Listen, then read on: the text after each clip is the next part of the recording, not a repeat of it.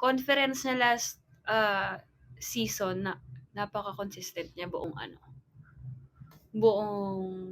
time. 'Di ba? Mula umpisa hanggang huli. Umpisa, wala nga ako nung umpisa eh. Pero hindi ka naman yung pataas yung laro mo, pero nandun ka lang, hindi ka, basta, Hindi ako ganun. pang MVP. Oo Taray. naman, hindi kasi. Hindi nakalagay dito kasi binabasa ko lang yung mga.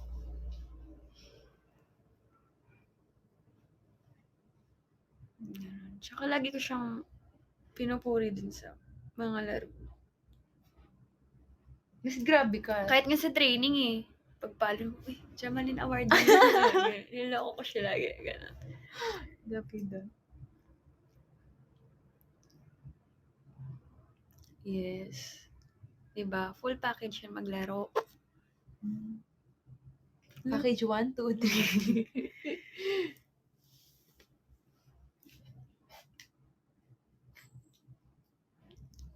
Kamusta si Sir Ricky na tropa ko? Okay naman yung lahat. Parang ganun. Or, That's with my father. Ano ba? hindi. Ano yung tune? Hindi ko na rin maalala yung ano.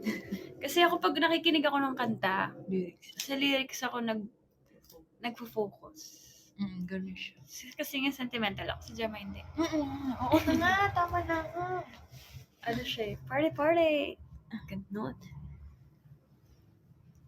Sa kanya, after season lang ako nagkaroon ng time para i-process yung feelings ko. Kasi, nung nangyari yun, parang kailangan ko siyang kalimutan for a while. Kasi kailangan ko maglaro, di ba? Tsaka alam mo yung pinakamahirap din kay tita talaga. Kaya grabe yung iyak ko nung nanalo na tayo. Kasi halo-halo na yung nafe-feel na. yung nafe-feel ko nun. Tapos si mama yun, grabe diba? Kumakain siya, umiiyak siya mag-isa. So, hindi siya kumakain. Hindi siya masyadong nakakain. So, ganun. So, yun. Kaya nag-sorry din ako sa'yo nun kasi baka isipin mo na Hindi mo na. oo, nakakalimutan na kita or hindi ko man lang nakakamusta kung ano nangyari sa'yo sa araw mo. Hindi naman. Siyempre, dumating naman din kami sa ganun. Yung lagi ko nga sasabi sa kanya, sabi ko, matagal-tagal talaga yan. Pero ano nga kayo eh.